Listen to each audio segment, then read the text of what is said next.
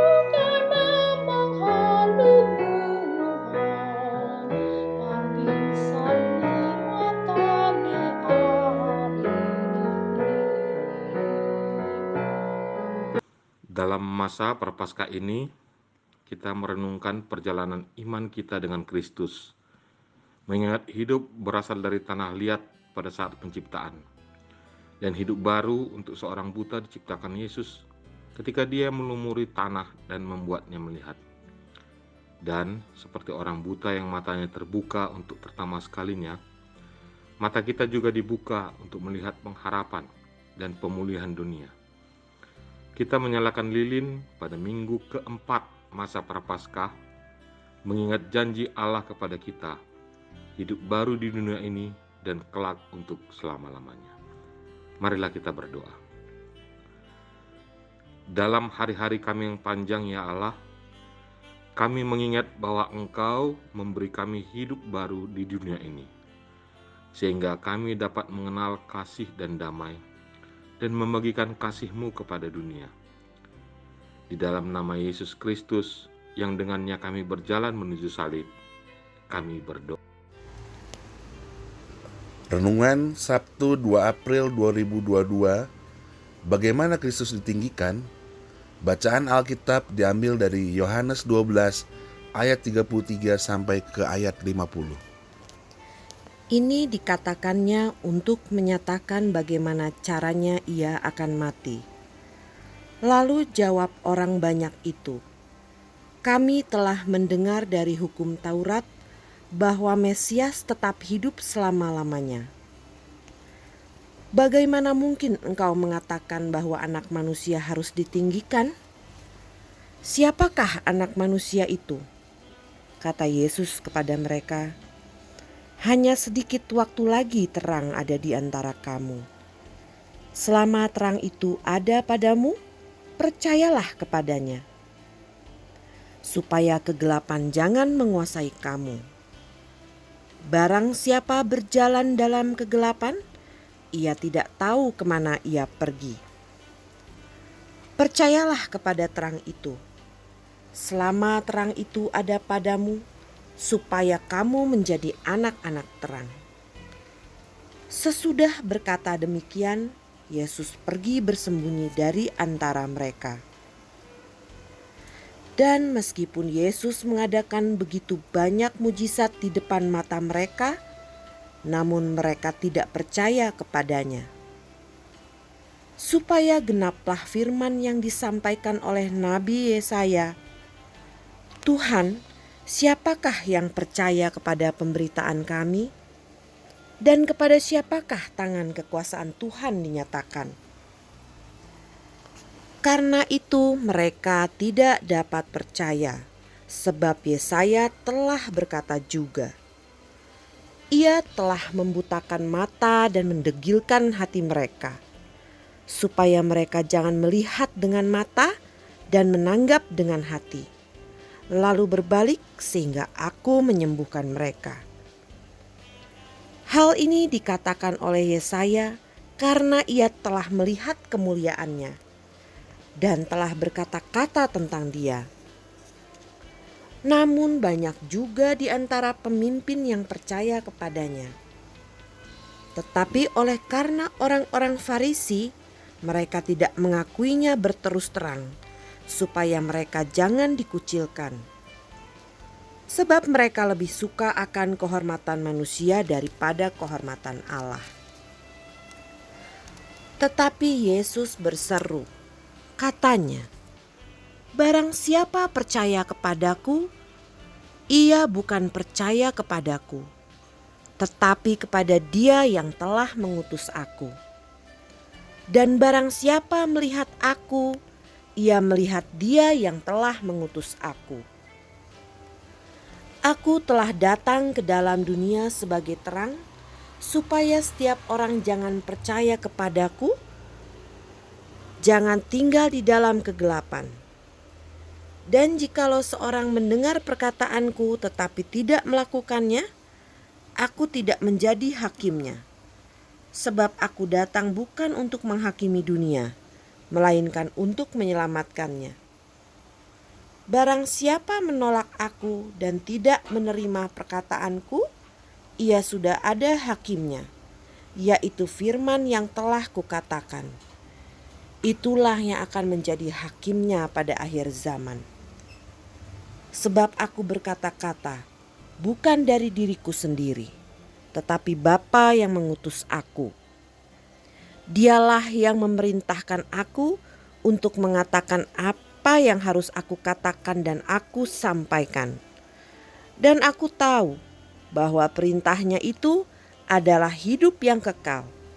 Jadi apa yang aku katakan, aku menyampaikannya sebagaimana yang difirmankan oleh Bapa kepadaku. Demikianlah firman Tuhan. Ayat renungan kita diambil dari Yohanes 12 ayat 32. Dan aku, apabila aku ditinggikan dari bumi, aku akan menarik semua orang datang kepadaku. Orang banyak bingung ketika Yesus berkata kepada mereka bahwa Dia akan ditinggikan, dan mereka tahu benar apa arti perkataan itu. Ditinggikan dari dunia adalah perkataan yang biasa untuk menjelaskan kematian di kayu salib. Tetapi mereka tahu Kristus itu akan kekal sampai selamanya. Jadi, bagaimana Yesus bisa menjadi Kristus jika mati di kayu salib? Kita juga sering mengalami kebingungan. Terang Allah tidak selalu masuk akal pikiran kita yang dipenuhi kegelapan dosa. Yesus berkata kepada mereka, "Hanya sedikit waktu lagi terang ada di antara kamu. Selama terang itu ada padamu, percayalah kepadanya, supaya kegelapan jangan menguasai kami." Iblis selalu mencoba menjauhkan terang dari kita. Salah satu alat yang dipakainya adalah membuat bingung sesuatu yang terjadi dalam hidup kita. Sesuatu yang tidak dapat kita terima dengan akal. Sering pencarian kita akan jawaban membawa kita mempertanyakan akan kasih Allah. Yesus menguatkan kita untuk berjalan di dalam Dia. Dia mengundang kita untuk meletakkan pertanyaan-pertanyaan itu di bawah kakinya di kayu salib, untuk fokus kepada kasih-Nya saja. Kasih itulah yang menggerakkan Dia untuk memberikan hidupnya ke dalam penderitaan yang mengerikan, agar kita dapat diampuni. Kita tidak mengerti setiap alasan mengapa segalanya terjadi kepada kita. Dan kita juga tidak selalu menemukan jawaban dari semua pertanyaan kita. Kita hanya membutuhkan berjalan di dalam terang Kristus dan tetap menatap Dia. Pada waktu yang tepat, Dia akan segalanya jelas. Doa. Mari kita berdoa. Ya Bapa Surgawi, kami tidak selalu mengerti apa yang kami lihat di sekitar kami. Tolonglah kami untuk datang kepada salib anak-Mu, di mana kami mengetahui kasih-Mu dan menerima kekuatan di dalam nama Yesus. Amin.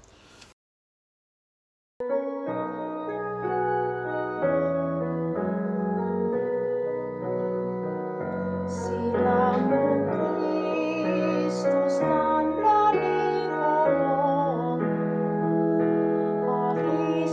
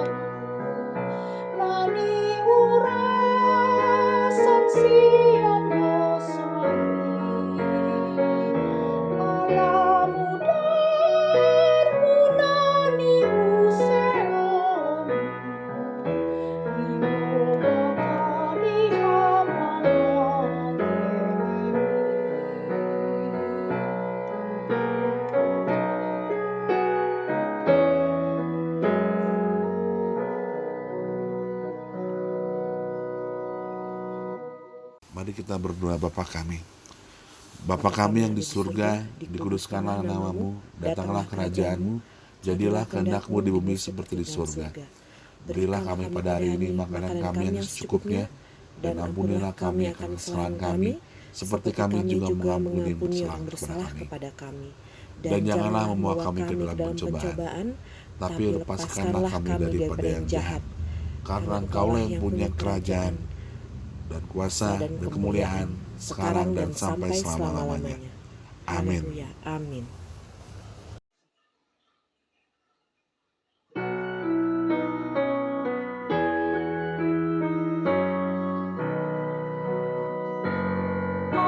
Kasih rohani Tuhan Yesus Kristus, halangi rohani rebata, jahat pasaran ditoni mamandongani kita sasuhena. Demikian renungan kita pagi ini. Selamat berkarya bagi Tuhan.